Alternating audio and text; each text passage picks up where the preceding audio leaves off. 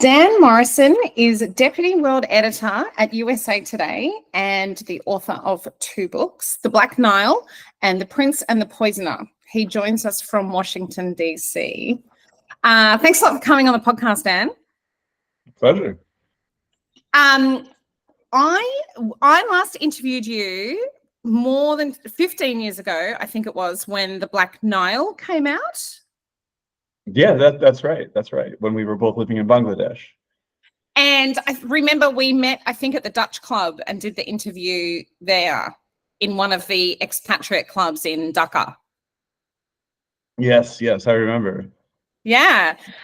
So I read The Prince and the Poisoner and I thought it was completely amazing. And it's such a gripping history book. I thought it would be great to hear how to approach history, and it's written like a thriller, like a murder mystery. Yeah, I mean, it's tell me where to begin. It's a crazy story. It is a crazy story. First of all, how did you become so interested in this particular murder, and can you just tell the audience about the case? Sure. The Prince and the Poisoner is about it's about the oldest crime, right? It's fratricide. It's two brothers who are in competition to control their family estate. They're members of the rural aristocracy in Bengal and Eastern India, and there's a classic dichotomy between a brash and iconoclastic and domineering elder brother and a younger, dutiful, obedient younger brother who realizes that he's being robbed, and he begins to assert himself to try to get some control of their very substantial property. They control, they're almost royalty of a patch of land as big as, say, metropolitan London, right? And India is sort of dappled with these fiefdoms. Every patch of rural land is controlled by some family like this. But in this family, the elder brother wants it all. The younger brother is starting to rise up, and the elder brother decides he needs to kill his rival, and finds a way that he believes will make it go smoothly, and that is by, instead of killing him in a hunting accident, say, which was often the case, or having a pack of armed goons put him down, he decides he's going to murder his brother with microbes, and he thinks he'll get away with it that way. The microbe of choice was plague, and he almost made it. He almost got away with it. He almost got away with it. And what drew you to this long ago case? It occurred in what year? This is 1933, 1932. 1933. Yeah, wow. Almost a century ago. Almost, yes. So back when you and I knew each other on the subcontinent, I had just finished writing this book about the Nile River, and I was working on a follow-up, which was to be about the Ganges River. And I traveled the length of the Ganges River from the Himalayas down, across India and through Bangladesh into the Bay of Bengal. But that book never came together. I never completed it. But along the way, I picked up lots of other interesting strains, and one of them was an interest in cholera and an interest in plague, and different historical aspects of that. And so while researching a tangent and then another tangent off of that branch, it was extremely unplanned. At one point I was living in Ireland, and I was hunting for the missing manuscript of a biography of this guy Waldemar Haffkine, who had written he had created the first vaccines, first for cholera and then for plague, and he had employed these in India. He was hired by the British Indian government to come and do health work in India. And while searching for this unpublished biography of the man, I came across a news clipping that the plague used to kill a young man had been taken from the Haffkine Institute. That was a scientific institute later named for Haffkine after his death. And that, after spending months and years digging into this more esoteric research on these diseases and cultural approaches to the diseases and all this sort of thing, here just was just a cracking good murder. and I pushed all that. I pushed everything else aside, and I beg your pardon if you can hear those beats. I pushed all those other things aside and started digging into this murder. Wow. And then, so you decided that was going to be the focus of a book. How significant was the case in India and around the world? Like, it was front page news of the New York Times, wasn't it? Yeah, I mean, it was a crazy case for everyone. It was a crazy case in India. It was a sensation in India, where sort of daily pamphlets were being printed describing the trial. But a germ murder was news everywhere. It wasn't the first of its kind. You sort of have a period of sort of a flowering of medical research into immunology and into ways to conquer these diseases that had sort of tormented mankind for centuries. The first serums and vaccines are being developed, and there's like a headlong rush of research, and the line between who's an amateur and who's a scientist has not yet been established, right? And so that meant that sort of any person with a few bucks in their pocket, if they wanted to research, diphtheria or typhus, they could get their hands on it. And so in the 20s and 30s, and even a little before, you start to have this phenomenon, which is the germ murder, in which generally the rich are trying to kill each other off with with injections or spiking food with things like typhus, diphtheria, erysipelas. So there are a few different kinds, and the Pakur murder case in India is sort of an acceleration of that by using plague as the murder weapon. And he was injected with a syringe on a busy train platform in Kolkata, wasn't he? It's really...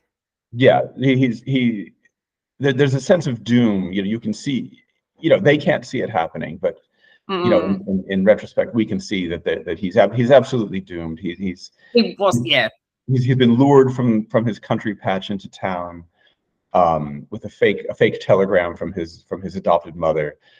He spends a week with his relatives. Everyone's happy, and then as he catches the train home on a crowded platform, the young man feels a jolt. He sort of collides with a stranger, and just feels a sharp pain in his shoulder, and his brother is present and just sort of bullies him to get back on the train, even as his friends are telling him, no, stay, you've got to see a doctor.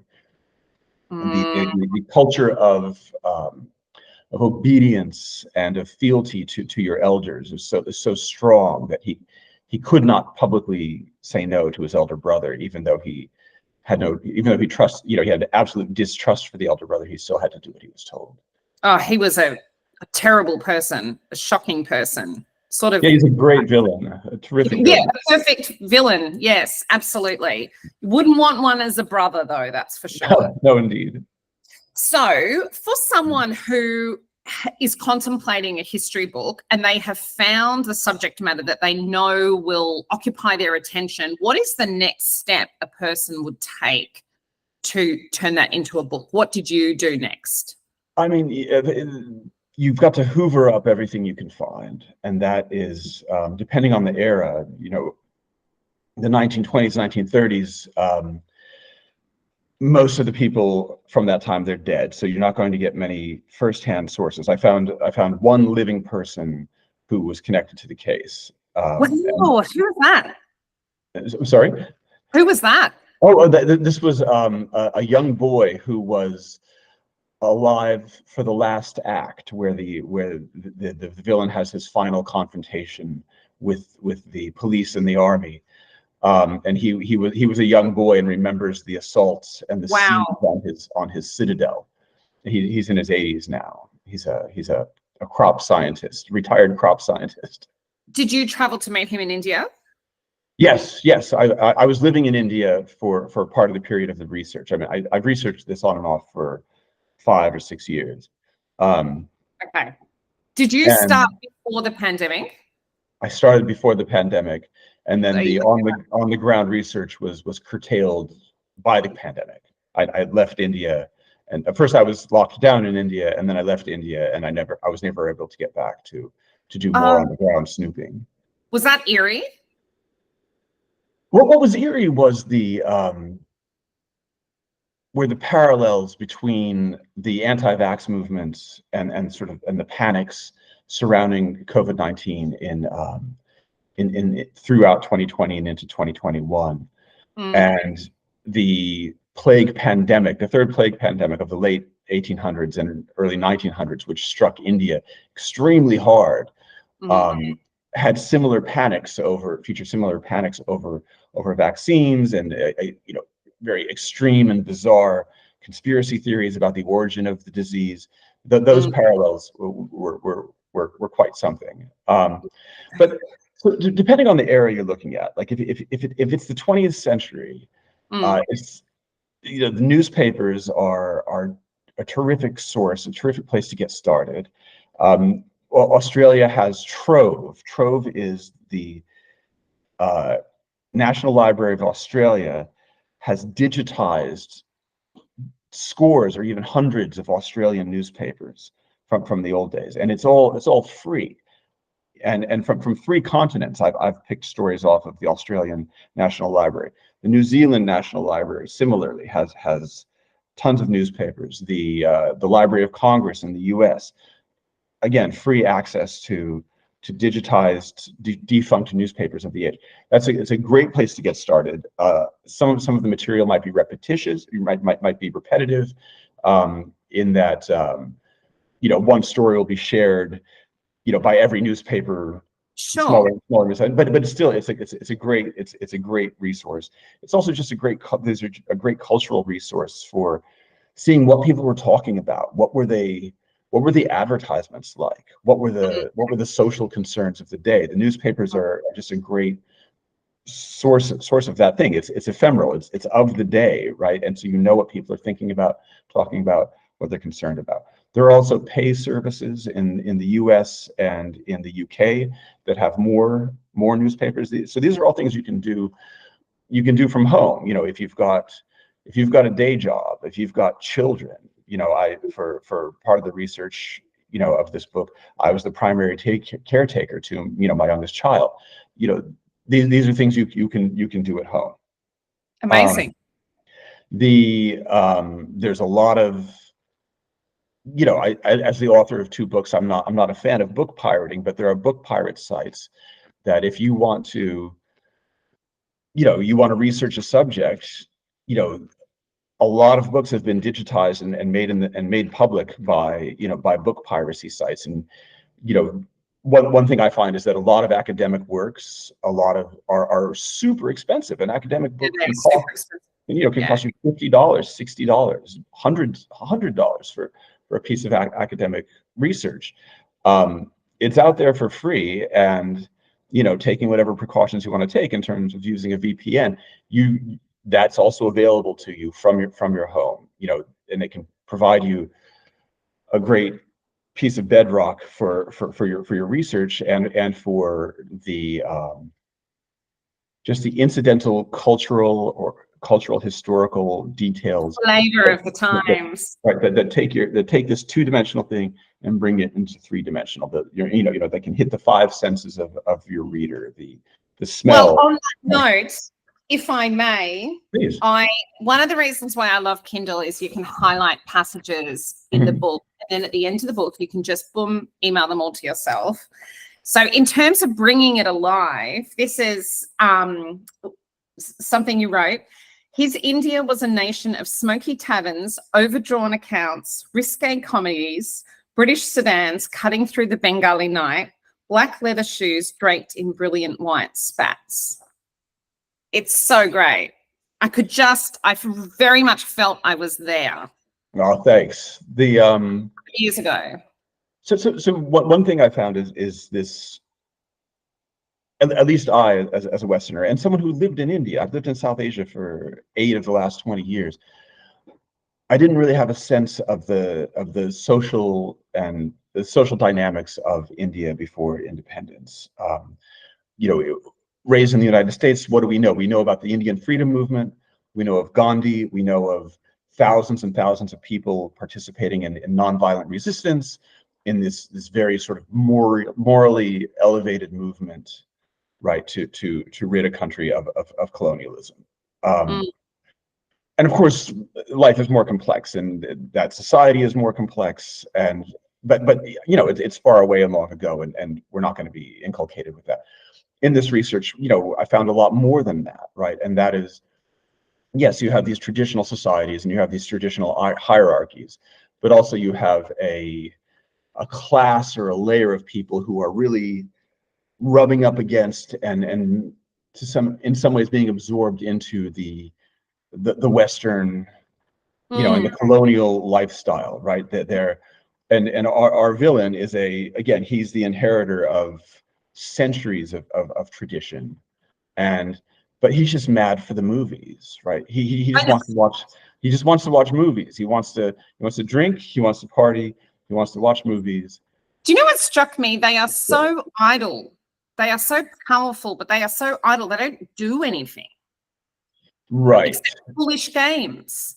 Like they were not administering or occupying themselves with the running of the territories or anything. Do you know what I mean? Like you're talking about the on the British side.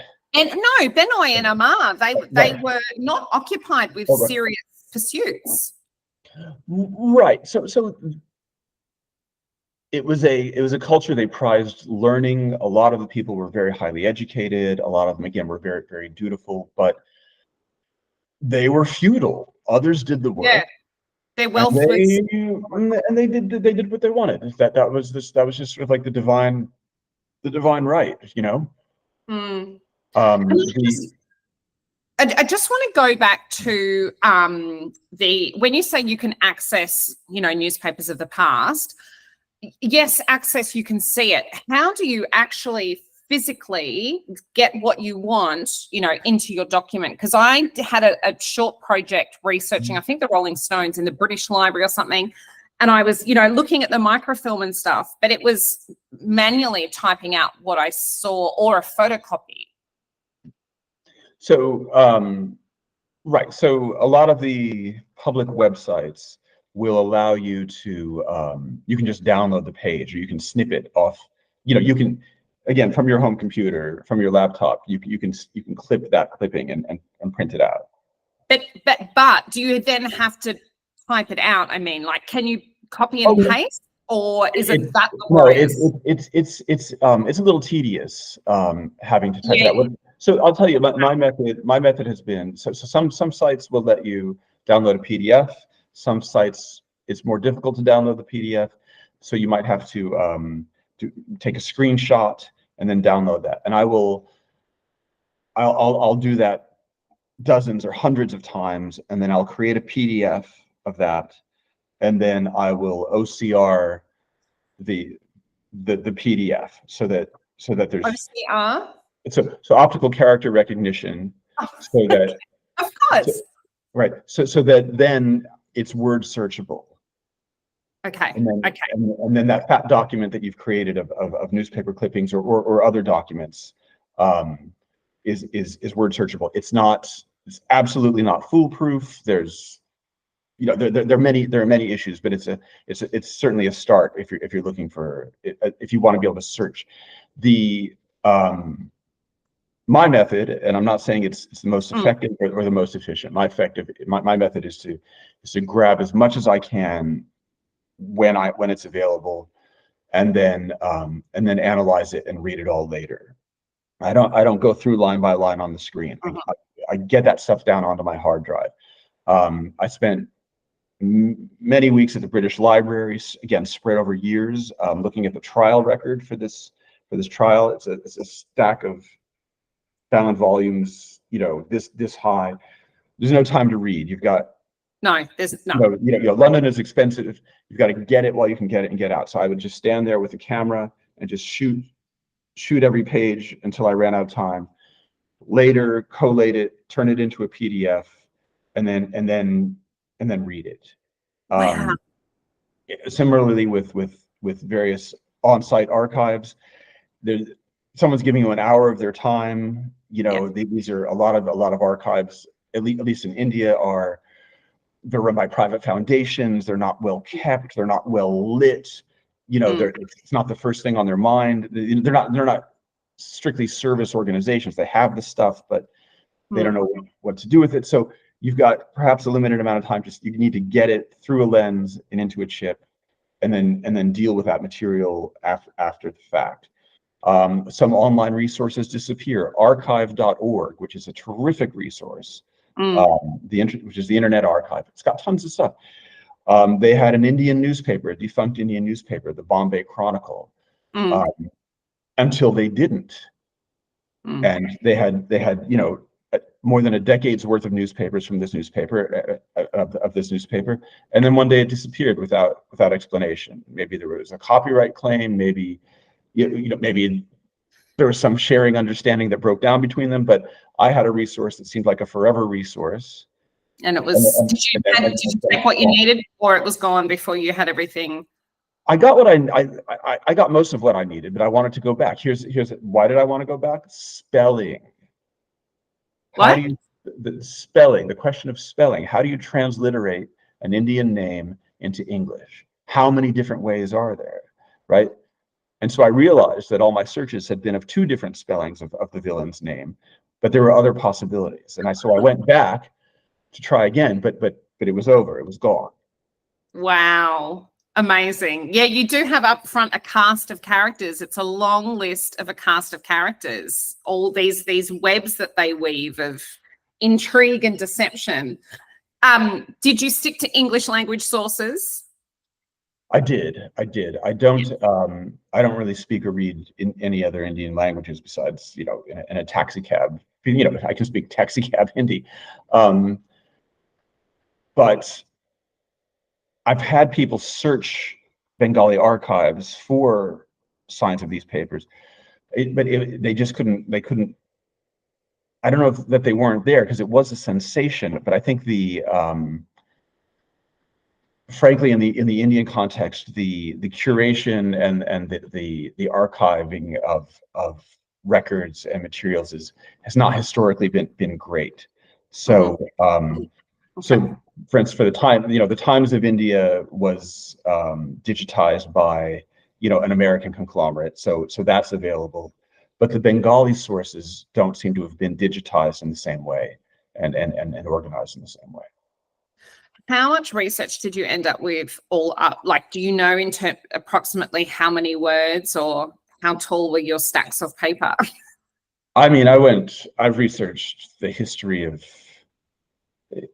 fratricide, the history of poisoning, the history of the Mughal Empire under Akbar, when the family first moved from they had controlled an area of northern India, and their lands went bad, and they were basically they were colonialists themselves. The family came from one region and moved to another region to sort of capture unclaimed land.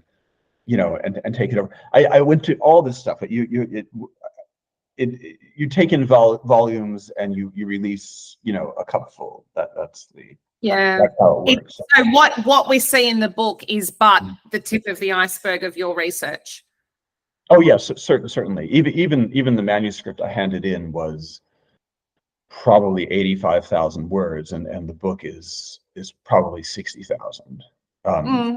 You need to maniacally cut. You fall in love with your stuff, right? You fall in love with your research. You fall in love with these great details, but everything has to bow and bend to narrative and the pace of narrative to keep the reader in. That's really important. Did you at any point get overwhelmed by the amount of research that you had at your fingertips? I was I struggled to figure out what was most important for me which road was most worthy of my time, right? And to understand the context, there's a lot of culture in here. You can get a fact wrong here and there, but like if you get culture wrong, you're gonna get killed. Yeah. And this weighed on me a great deal. And Mm. there weren't a lot of social histories available of this time to sort of give me a sense of what things really meant, to calm me down, that I knew what I was reading, and I knew what I was writing. That was one element. The scientific element, the scientific history. It's a broad subject. It's a big subject, and while it was interesting to me, I didn't know how interesting it would be to readers, and yet I felt it still had a place in the book. This scientific history of the battle against disease, and how all those advances set the stage for this murder. Similarly, cultural changes, the changes in culture, particularly among the upper classes, or some part of the upper classes, that created the mindset that made this man want to murder his brother, and murder him in this way. And so it took a lot of digging, and I'm fairly scattershot in my approach. I hope anyone listening will be more organized about it than I was.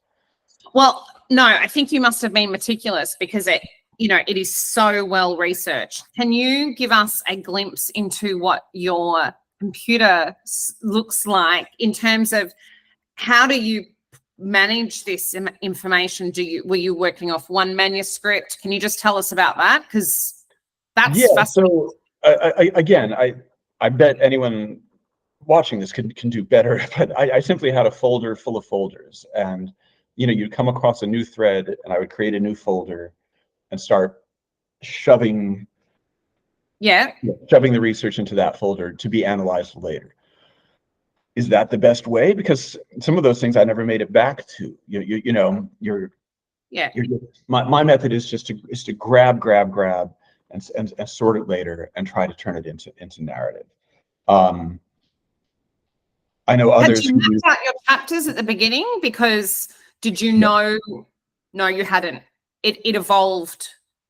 It evolved. I'll tell you, it evolved from the proposal, right? And so writing the book proposal is a boot camp for writing your book. It forces you to narrow down and really tell, not the reader, tell the person you want to give you some money to produce your book, what you're really doing. And in focusing yourself for them, you're also focusing your own mind, right?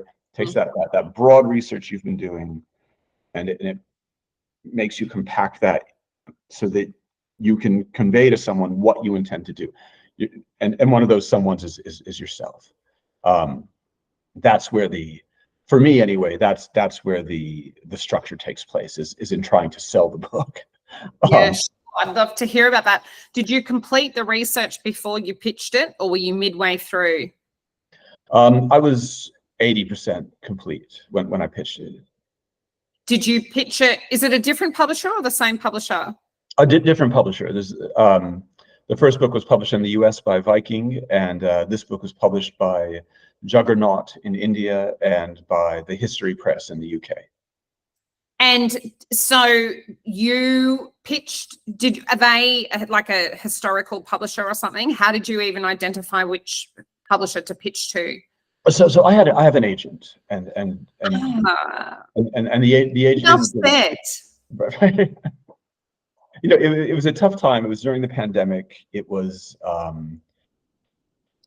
if I was smarter, I might have waited 6 months to a year to pitch, to wait till just sort of the economy and the market and even frankly just sort of the cultural upheaval of the US at that time settled down to pitch this book. But I was keen to get it out, and keen to have something to do for a year that I spent locked down, great project. So I had an agent, but it was a tough time and a tough market to approach. Did you use any historical grants or anything that are available? Did you go down that path? I did not. I don't come from any kind of an academic background, and so I'm not really fluent in the world of grants and how to apply for them, and the particular that vernacular of Yeah. seeking, institutional assistance. I don't know it. I wish I did, but I don't know it. I've never been associated with any kind of institution like that. Okay. Can you just explain how it works with having a British publisher and an Indian publisher? Did you approach the Indian publisher first, or I can't remember who bit first. It might have been the Indian publisher, but there wasn't a strategy to the order that I'm aware of. Do they operate just completely separately? Do they talk to each other in any way? And when I say talk to each other, I'm unaware of any communication between the two. But the UK cover, which I have right here, is that's the one I have. They basically based theirs off the Indian cover. The Indian publisher went first, and they either through some agreement or just through copying, they copied the many elements from the Indian cover. I don't know if they asked for permission or what, but that's what they did. It's a wonderful cover because the syringe looks like a castle to me, but it's not. Did you use any really good tech tools for collating research and findings that would be helpful for people? I was pretty rudimentary, I'll say. It was a digital camera, PDFs, and that's pretty much it. I've used at different points of research. I've used spreadsheets to help sort of organize my thoughts about either. I created a spreadsheet of elements that I hadn't included that I wanted to remember to find, or spreadsheets on a more narrow subject, to just laying out the pieces of research that I had or that would be useful just to remind me again, because it's just there's such a great volume of stuff. You don't want to lose things. Were you sort of muttering about this in your sleep and stuff, walking around with it on your mind? I was thinking about it a great deal. I had so the trial record, I had it bound.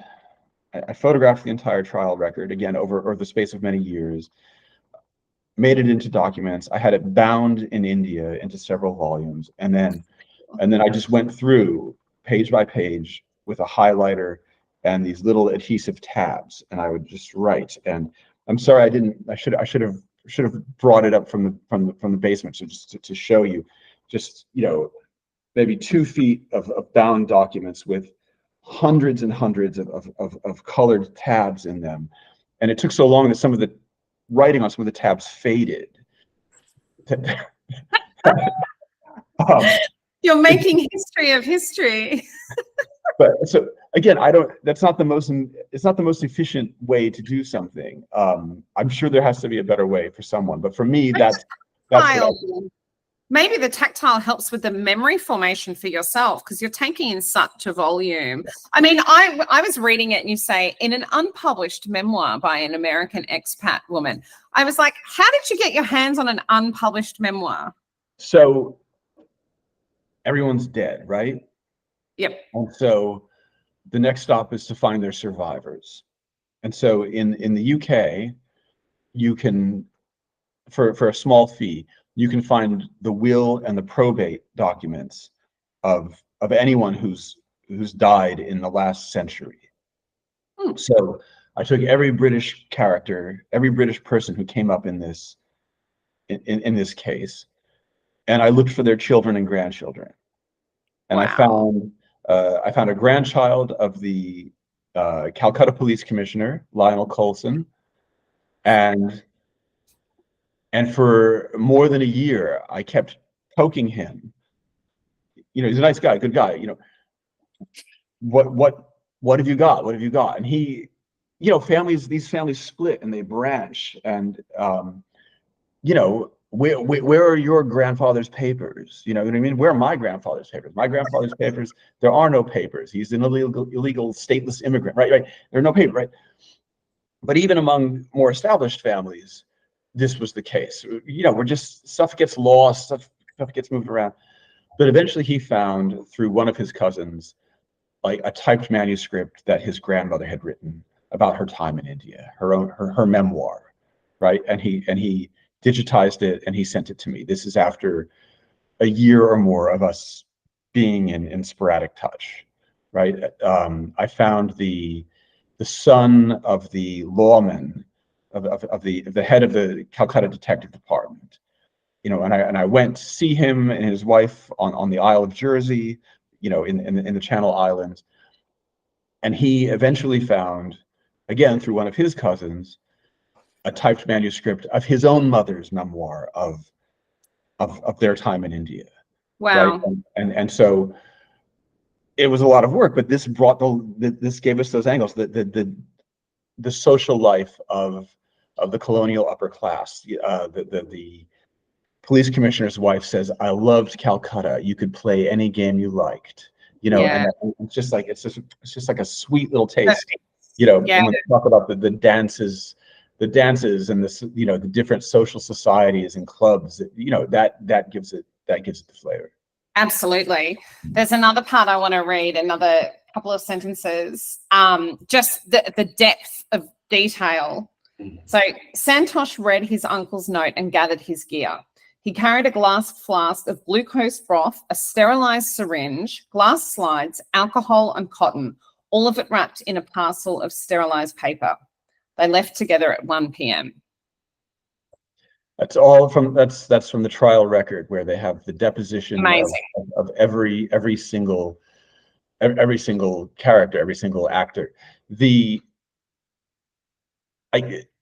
reason I have this story and that no one has had the story previously is because I'm told that the file in the Calcutta High Court was essentially purloined by an official who took all that material in the 90s to seek to write his own book and never returned it.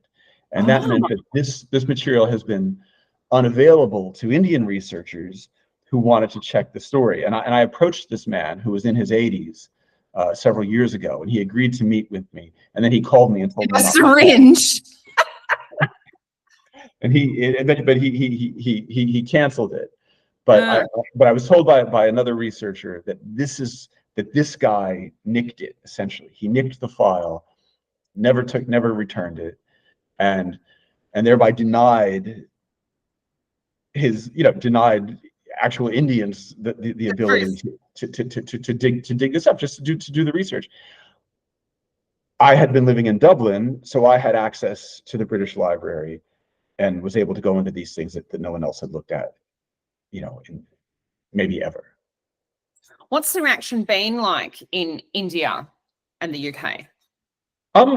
People are digging the story. It's a crazy, it's a good crazy tale. It doesn't have a lot of cultural significance today. People remember their grandparents talking about it, or their parents talking about it. Some Indian commentators will say that there's a tinge of nostalgia, that they feel this was a time when maybe things worked better, right? Yeah. To see the detectives, go at it with such gusto and with thoroughness and fairness, that there's a tinge of nostalgia in there. The India Jazz Age is just so cool. Did you uncover new evidence? No, I did not uncover new evidence. Because I wouldn't be surprised. Right. No, there were all kinds of. There were still, even today, there were some conspiracy theories in the town about how, Benoyendra, the Raja of Pakur, the villain, how he was done wrong, how there was a conspiracy against him. There was still sort of like local loyalty to their man. Right? Yeah, interesting. Yeah, there was a notion that he was not killed in the end, but that he had committed suicide, that he'd maintained his dignity, that his family had conspired against him. But the record is just overwhelming, that he just went for it, and did the deed. He done it. Yeah. Okay, so you have an agent, but would you suggest for someone who does not have an agent, what would be your kind of practical advice for getting their book idea off the ground? Number one, just absolute self-confidence. Do you like it? Are you enthusiastic about it? Do you love it? Then do it, because there's no downside to following something, following your interest, following your passion. It is immensely rewarding to dig into the past and see what you can see. There are endless frustrations when it comes to this kind of digging, and particularly the farther back you go, particularly, and if you're looking for an original take or something original from the past, it's really raked over, but there are always these corners. I talked about, so follow that. So do it. It's good for you. It's even if it never leaves, your laptop, right? It's still, it's good for the mind. It's good for the soul. Yeah. So I love history. You follow that instinct and keep at it. The second is to, at some point, you've got to, for yourself and for others, if you're trying to pitch a book, try to reduce that to one sentence. How would you say it in one sentence? How would you say it in one paragraph? How would you say it in 3 paragraphs? How would you say it in a page, 3 pages? So hard to do that. And focus yourself. What is this the story of, right? What's it? Why is it important? And how are you going to do it? How, right? Tell them what you've got, why it's great, and how you're going to execute it, how you're going to succeed at making this into a book that people will be happy and eager to read. Okay, that's terrific advice. Are you going to use any of the material on Fratricide or anything for a book? Have you got another book planned? I've got a number of possibilities, each of which are going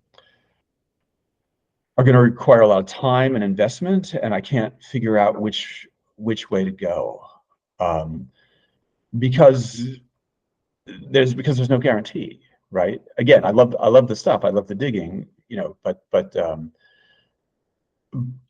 anyway, I need to see which vein is most promising, and then balance the promise against what's most interesting to me.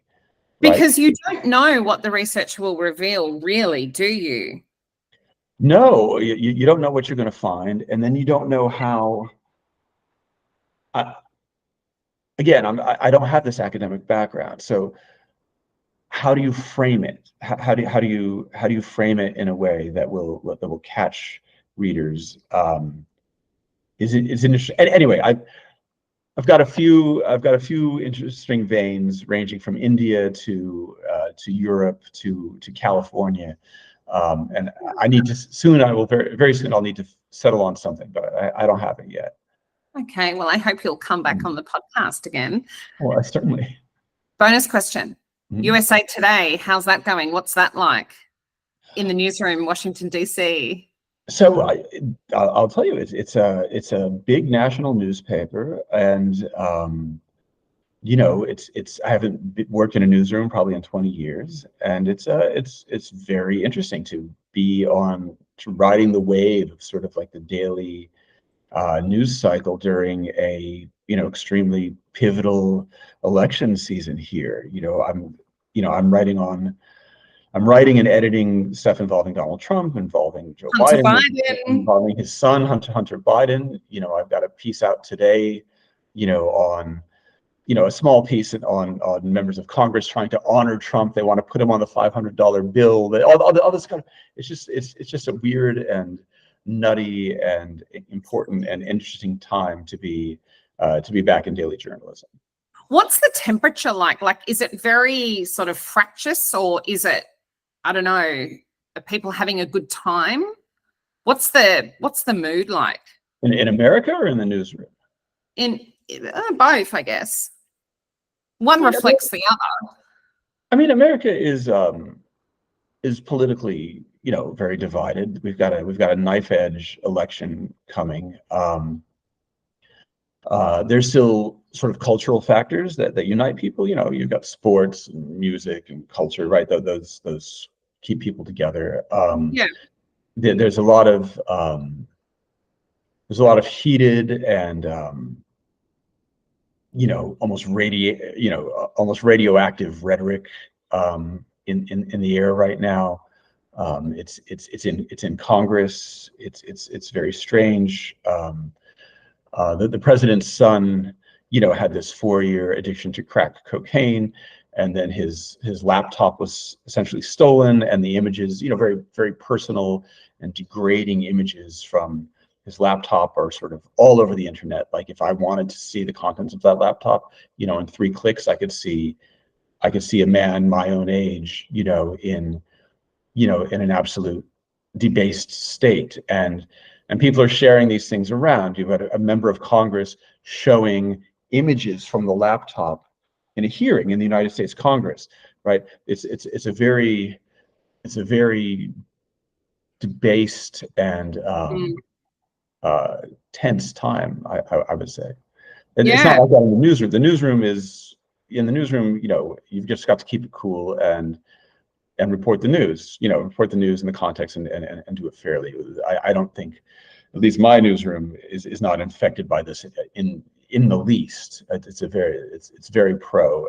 It's very, very professional, and not. It doesn't have. There's no whiff of activism among the reporters and the editors that I work with. But there's no doubt it's a crazy time. Amazing. Do you actually sort of go to Congress to report on proceedings and stuff? Not personally, no. I'll sometimes edit that copy and I'll write, but mostly I'm at my desk making phone calls or in Washington DC, so you're all very proximate to it. Yeah. No, I'm a block from the White House. You're a block from the White House. Yeah. And on that note, I think we should end. All right. Well, it's been great talking to you. I hope I've given you what you need here. Yeah, really nice to see you again. Great to see you, Jess. Have a great day. Bye.